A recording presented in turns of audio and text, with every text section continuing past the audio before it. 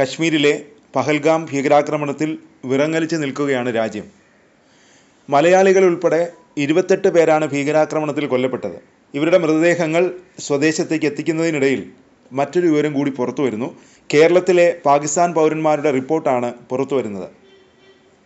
102 പാകിസ്ഥാനികളാണ് കേരളത്തിലുള്ളത്. ഇതിൽ പകുതി പേരും ചികിത്സാ സംബന്ധമായി മെഡിക്കൽ വിസയിലെത്തിയവരാണ്. കുറച്ചുപേർ വ്യാപാര ആവശ്യങ്ങൾക്കെത്തി. മെഡിക്കൽ വിസയിലെത്തിയവർ ഈ മാസം 29-നും മറ്റുള്ളവർ 27-നും മുമ്പും രാജ്യം വിടണമെന്ന നിർദ്ദേശമാണ് നൽകിയിട്ടുള്ളത്. ഇത് വിദേശകാര്യ മന്ത്രാലയം പാക് പൗരന്മാരെ അറിയിച്ചു. തമിഴ്നാട്ടിലുള്ള 200ഓളം പാക് പൗരന്മാരെ തിരിച്ചയക്കാനുള്ള നടപടികളും തുടങ്ങി. പാകിസ്ഥാൻ പൗരന്മാർക്കുള്ള എല്ലാത്തരം വിസ സേവനങ്ങളും ഇന്ത്യ സസ്പെൻഡ് ചെയ്തിരുന്നു. പഹൽഗാം ഭീകരാക്രമണത്തിൻ്റെ പശ്ചാത്തലത്തിലാണ് തീരുമാനം. വിദ്യാർത്ഥി വിസയിലും മെഡിക്കൽ വിസയിലും എത്തിയവർ ഉൾപ്പെടെ മടങ്ങണം. പാകിസ്ഥാനിലേക്കുള്ള യാത്ര ഒഴിവാക്കാൻ ഇന്ത്യക്കാരോടും ആവശ്യപ്പെട്ടിട്ടുണ്ട്. പാക് പൗരന്മാർക്ക് നിലവിൽ അനുവദിച്ച എല്ലാ വിസകളുടെയും കാലാവധി ഈ മാസം 27-ന് കഴിഞ്ഞതായി കണക്കാക്കും. മെഡിക്കൽ വിസ ലഭിച്ചവർക്ക് മടങ്ങാൻ 29 വരെ സമയമുണ്ട്. ഹിന്ദുക്കളായ പാക് പൗരന്മാർക്കുള്ള ദീർഘകാല വിസയ്ക്ക് മാത്രം വിലക്കില്ല. സാർക്ക് വിസ ഇളവ് പദ്ധതിയിലൂടെ പാക് പൗരന്മാർക്ക് ഇന്ത്യയിൽ പ്രവേശിക്കാനാകില്ലെന്നും അത്തരത്തിൽ ഇതിനകം എത്തിയവർ 48 മണിക്കൂറിനകം രാജ്യം വിടണമെന്നും കഴിഞ്ഞ ദിവസം നിർദ്ദേശം നൽകിയിരുന്നു. ഇവർക്കുള്ള സമയപരിധി വെള്ളിയാഴ്ചയാണ് അവസാനിക്കുന്നത്. സിന്ധു നദീജല കരാർ മരവിപ്പിച്ചുകൊണ്ടുള്ള വിജ്ഞാനവും അതിനിടെ കേന്ദ്ര സർക്കാർ പുറത്തിറക്കി.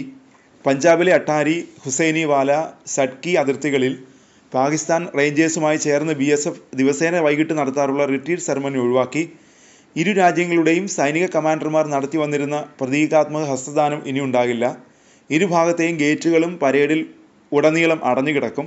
അതേസമയം പഹൽഗാം ഭീകരാക്രമണത്തെ തുടർന്ന് ജമ്മു കാശ്മീരിൽ ഒറ്റപ്പെട്ടുപോയ 73 മലയാളികളെ ബന്ധപ്പെടാൻ കഴിഞ്ഞിട്ടില്ലെന്ന് നോർക്ക അറിയിച്ചു. 6 സംഘങ്ങളിൽ ഉൾപ്പെട്ടവരാണിവർ.